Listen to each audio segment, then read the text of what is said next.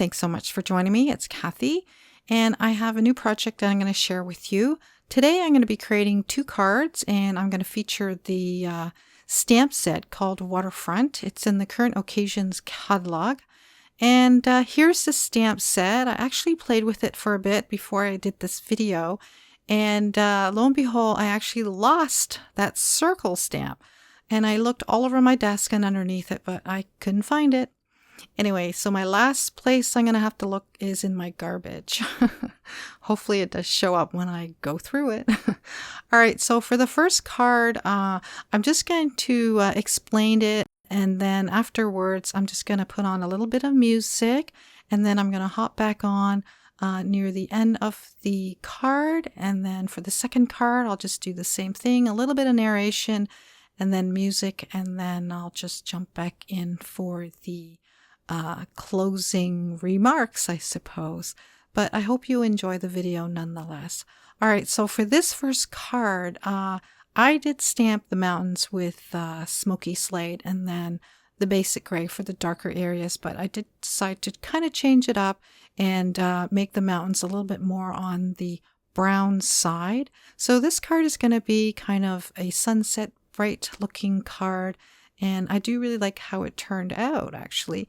And not only am I going to be stamping, I'm just setting up my scene here, and I'm going to bring in the water brush and blend in the colors and whatnot with the water brush. So it's going to end up being more of a watercolor piece opposed to just straight stamping. And just to say that this stamp set is actually really good because it'll set you up for success, if you will. Instead of having to come up with the scene at the top of your head, this will just create it for you, and then you can do your magic with your water brush. So it's a real great helping stamp set if you want to create those awesome scenes. All right, I'm just going to let you go and then put on some music, and then I'll be back shortly.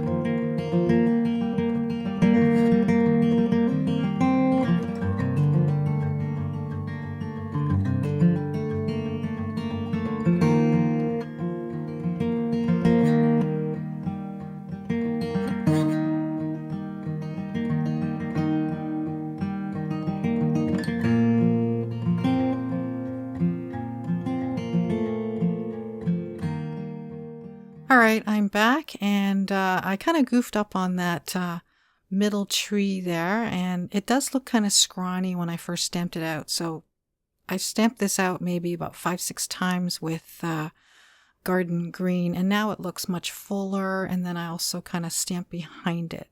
So I do like that a lot better. Now we finished the card, and we're going to cut it down, and once I peeled back the tape, I really liked how it looked, but I just didn't want to do a square card. So I did cut down the panel to a 3x4, and then matted it with a black panel that's a 1/4 inch bigger all around, and then stuck it also onto a Island Indigo panel. It's put on a top folding card base, and that's the finished card. I decided against a sentiment for the 2 cards today, and yeah, I really like how it looks. All right, so we're going to jump into the second card, and it's similar to the first one, but this one's going to be more of kind of more into the evening with a starry night. And I really like how this one turned out because it is much bolder, and I like how it's the dark sky, and then further into the distance, it's not quite nighttime, so it has a really light skyline down further there. And then down below, we're going to make it somewhat kind of dark, but then you'll still be able to see it.